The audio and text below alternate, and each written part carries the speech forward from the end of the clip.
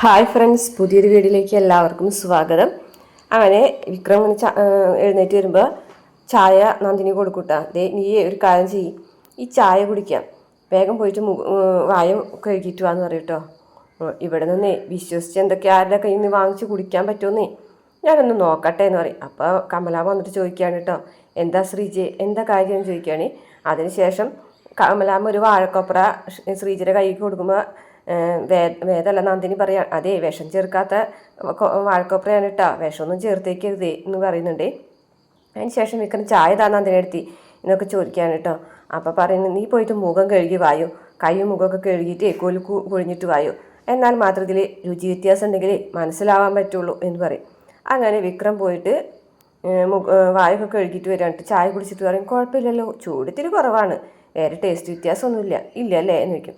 നീ എന്തൊക്കെയാണ് നന്ദിനി പറഞ്ഞുകൊണ്ടിരിക്കുന്നത്, എന്താ കാര്യം എന്ന് ചോദിക്കുകയാണ് കേട്ടോ. അല്ല, ഞാനേ ഇവരിന്നലെ ചെയ്തതുപോലെ എന്തെങ്കിലും ചെയ്തിട്ടുണ്ടോ എന്ന് അറിയാനേ. ഇന്നലെ ചെയ്തതോ എന്ത്?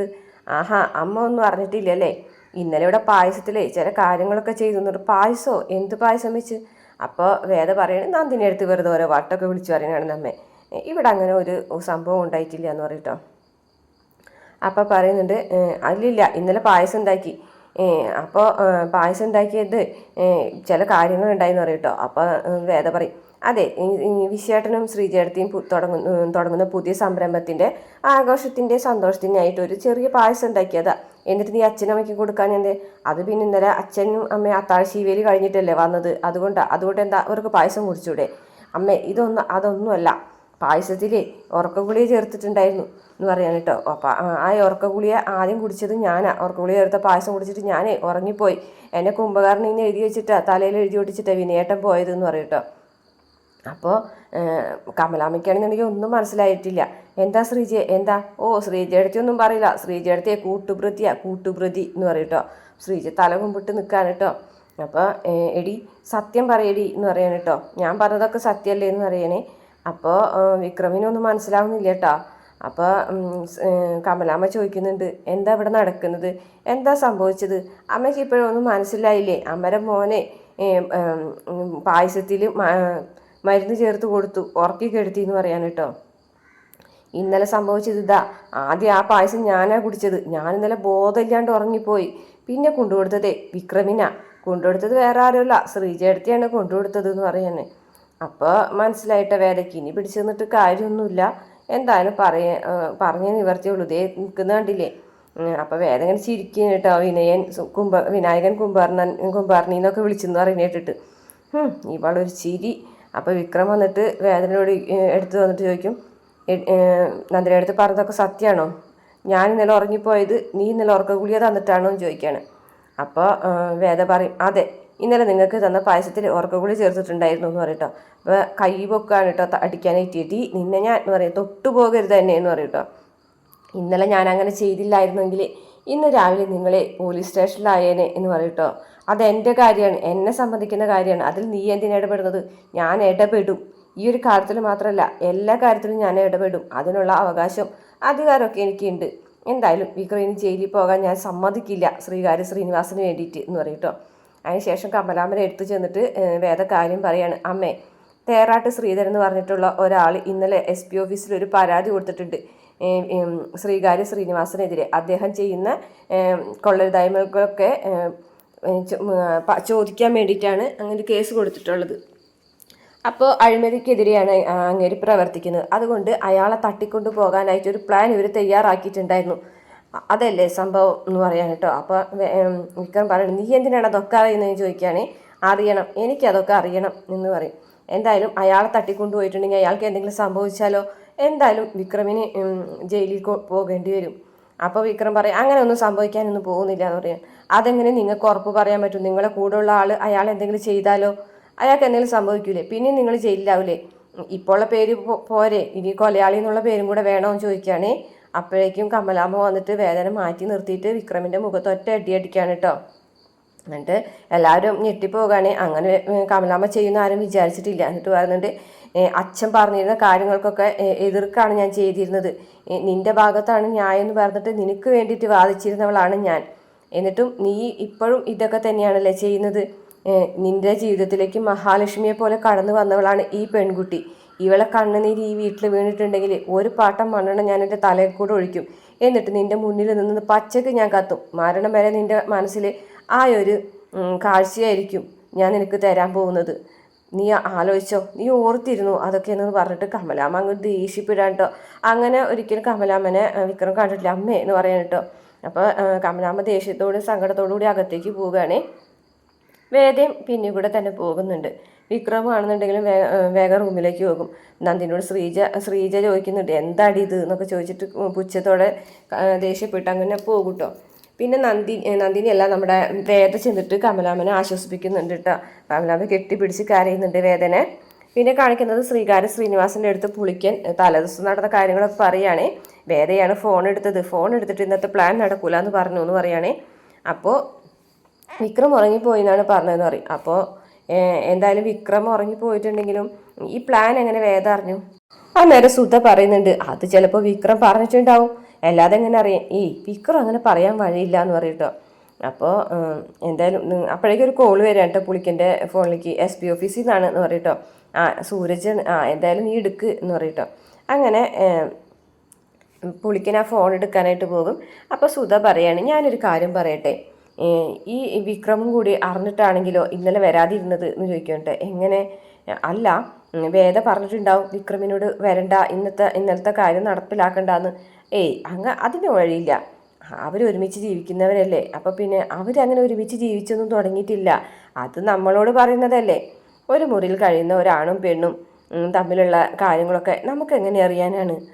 അപ്പോൾ ഞാനൊരു കാര്യം ശ്രീനിയേട്ടനോട് ചെയ്യേണ്ടെന്ന് തർപ്പിച്ച് പറഞ്ഞിട്ടുണ്ടെങ്കിൽ ശ്രീനിയേട്ടൻ അത് ചെയ്യുമോ? അതുപോലെ തന്നെയാണ് വേദ ഉറപ്പിച്ച് ഒരു കാര്യം പറഞ്ഞിട്ടുണ്ടെങ്കിൽ അത് വിക്രം ചെയ്യൂല. പക്ഷേ അതൊന്നും നമ്മളറിയാതിരിക്കാനായിട്ട് അവർ ശ്രദ്ധിക്കുന്നുണ്ടാവും.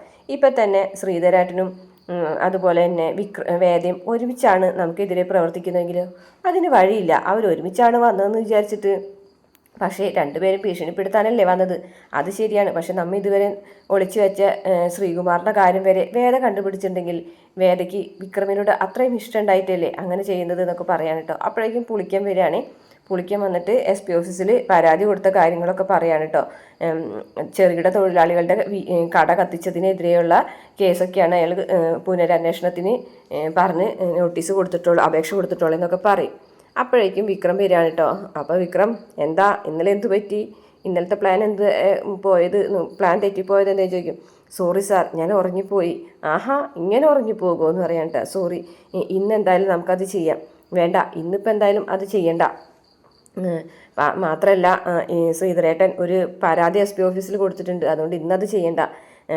ഇന്നലെ എന്ത് പറ്റി ഉറങ്ങിപ്പോയതെന്ന് ചോദിക്കുകയാണ്. അപ്പോൾ പറയും അത് ഞാനങ്ങനെ ഉറങ്ങിപ്പോയി. അല്ല വേദയാണ് ഫോൺ എടുത്തതെന്ന് പറഞ്ഞു, പ്ലാൻ നടക്കില്ല എന്ന് പറഞ്ഞു. നമ്മുടെ പ്ലാൻ എങ്ങനെ വേദ അറിഞ്ഞു? അത് ഞാൻ ഫോണിൽ സംസാരിക്കുമ്പോൾ കേട്ടിട്ടുണ്ടായിരുന്നു സാർ എന്ന് പറയാണ് കേട്ടോ. ഇന്ന് നമുക്ക് ആ പ്ലാൻ നടത്താം. വേണ്ട, ഇനിയിപ്പോൾ നടത്തണ്ട. SP ഓഫീസിൽ ശ്രീധരേട്ടൻ ഒരു പരാതി കൊടുത്തിട്ടുണ്ട്, അതുകൊണ്ട് ഇന്ന് നമ്മളത് ചെയ്തിട്ടുണ്ടെങ്കിൽ ഈ കേസ് നമ്മുടെ തലയിൽ തന്നെ വന്ന് പെടുകയും ചെയ്യും, നമ്മൾ കൂടുതൽ കുടുങ്ങുകയും ചെയ്യും. അപ്പോൾ ഈ കേസിൻ്റെ കാര്യം അതൊന്നും സാരില്ലയുടെ, പോലീസ് കേസല്ലേ, കോടതിയിൽ വരുമ്പോൾ കേസ് കള്ളക്കേസാണെന്ന് വാദിച്ചാൽ പോരെ.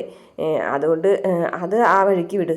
നീ എന്തായാലും തൽക്കാലം നിൻ്റെ എൻ്റെ ഫാക്ടറിയിലെ യൂണിയൻ്റെ കാര്യങ്ങളൊക്കെ ചെന്ന് നോക്കാൻ എന്ന് പറയട്ടോ.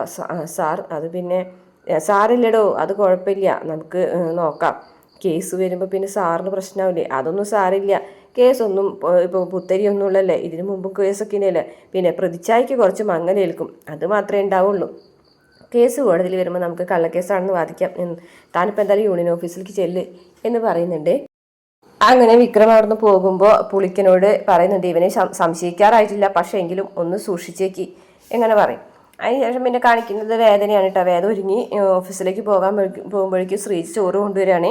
എന്നിട്ട് പറഞ്ഞേ ഇന്നലെ തിരിച്ചു കൊണ്ടുവന്നതുപോലെ ഇന്ന് കൊണ്ടുവരരുതിട്ടാന്ന് പറയും കേട്ടോ. ഇന്നലെ എനിക്ക് നേരം ഉണ്ടായിരുന്നില്ല ശ്രീജേടത്തി, പക്ഷേ ഇത് ഇന്ന് ഞാൻ എന്തായാലും മുഴുവൻ കഴിക്കും, ശ്രീജേടത്തി സ്നേഹത്തോടു കൂടി തരുന്നതല്ലേ എന്ന് പറയും കേട്ടോ. അങ്ങനെ ശ്രീജ പറയാം അതെ, വിശ്വേട്ടന് വേദ പറഞ്ഞ ഐഡിയ ഭയങ്കര ഇഷ്ടമായി. ഇന്നലെ അതിനെക്കുറിച്ച് തന്നെയാണ് പറഞ്ഞുകൊണ്ടിരുന്നത്. എന്തായാലും സ്വന്തം ബിസിനസ്സൊക്കെ ആകുമ്പോൾ ആരെയും പേടിക്കണ്ടല്ലോ എന്നാണ് പറയുന്നത്. ഒരു വണ്ടി സംഘടിപ്പിക്കണം എന്നാണ് പറഞ്ഞിട്ടുള്ളതെന്ന് പറയും. അതൊക്കെ നമുക്ക് സംഘടിപ്പിക്കാം ശ്രീചേടത്തി എന്ന് പറയട്ടോ. പിന്നെ ഇതേപോലെ തന്നെ വിക്രമിനെ കൂടി എന്തെങ്കിലുമൊക്കെ പറഞ്ഞ് എന്തെങ്കിലും ഒരു കാര്യത്തിൽ ഏർപ്പെടുത്തണം എന്ന് പറയട്ടോ. അത് ചെയ്യണം എന്ന് പറയട്ടോ. പക്ഷേ നമ്മൾ പറയുന്ന രീതിയിലേക്ക് വിക്രം വരുമോ എന്ന് ചോദിക്കാൻ കേട്ടോ. വേദയ്ക്ക് അത് പറ്റും, വേദ അത് ചെയ്യുന്ന എനിക്ക് തോന്നുന്നുണ്ട് എന്ന് പറയട്ടോ. അതിനെന്തായാലും നിങ്ങൾക്കിടയിലുള്ള പിണക്കങ്ങളും വഴക്കുകളൊക്കെ നിങ്ങളുടെ പ്രണയത്തിൻ്റെ ഭാഗമാണെന്നല്ലേ പറഞ്ഞത് എന്ന് പറയട്ടോ. അങ്ങനെ തന്നെയാണ്. എന്താ ശ്രീചേട്ടത്തിക്ക് അത് വിശ്വാസമില്ലേ എന്ന് ചോദിക്കും. ഞാൻ മാത്രം വിശ്വസിച്ചാൽ പോരില്ല, മറ്റുള്ളവരും കൂടെ വിശ്വസിക്കണേ. അതിന് നിങ്ങൾ കുറച്ച് സമയം എവിടെയെങ്കിലും മാറി നിൽക്കണം. 1 മാസമെങ്കിലും വിക്രത്തിനെ എവിടെയെങ്കിലും അടച്ചിടണം, എങ്കിൽ മാത്രമേ വിക്രത്തിനെ പ്രശ്നങ്ങളിൽ നിന്ന് മാറ്റാൻ പറ്റുള്ളൂ എന്ന് വേദ പറയുമ്പോൾ, 1 മാസം നിങ്ങൾക്ക് എവിടെയെങ്കിലും മാറി നിന്നൂടെ, എവിടെയെങ്കിലും കറങ്ങാൻ പോകൂടെ എന്നൊക്കെ ചോദിക്കാൻ കേട്ടോ. 1 മാസം എവിടെ പോകാനാണ് ശ്രീചേട്ടത്തി? അതിനെന്താ, വല്ല വടക്കേന്ത്യയിലോ അങ്ങനെ എവിടെയെങ്കിലും പോകണം. 2 പേരും മാത്രമാവുമ്പോൾ നിങ്ങൾക്ക് നിങ്ങളുടേതായ പ്രൈവസി കിട്ടും. അപ്പം നിങ്ങൾക്ക് കൂടുതൽ എടുക്കാനായിട്ടുള്ളൊരു സമയവും കാര്യം ഒക്കെ കിട്ടുമെന്ന് പറയാം കേട്ടോ. ശ്രീചേട്ടത്തി ആൾ കൊള്ളാലോ, ശ്രീചേട്ടത്തി ഇങ്ങനെയൊക്കെ സംസാരിക്കുന്നത് ഞാൻ ആദ്യമായിട്ട് കേൾക്കാമെന്ന് പറയട്ടെ. അത് ശരിയാ, ഞാനിങ്ങനെ മറ്റുള്ളവരോട് പറയുന്നത് മാത്രം കേൾക്കുന്നതുകൊണ്ട് എനിക്ക് അഭിപ്രായമില്ല എന്ന് നിങ്ങളൊക്കെ വിചാരിക്കുന്നുണ്ടാവല്ലേ എന്ന് പറയട്ടെ. അയ്യോ, ഞാൻ അങ്ങനെയൊന്നും വിചാരിച്ചിട്ട് പറഞ്ഞതല്ല, വേദ എന്ത് വിചാരിച്ച് പറഞ്ഞാൽ എനിക്ക് കുഴപ്പമൊന്നുമില്ല, കാരണം എനിക്ക് വേദന അത്രയ്ക്ക് ഇഷ്ടമാണെന്ന് പറയട്ടോ.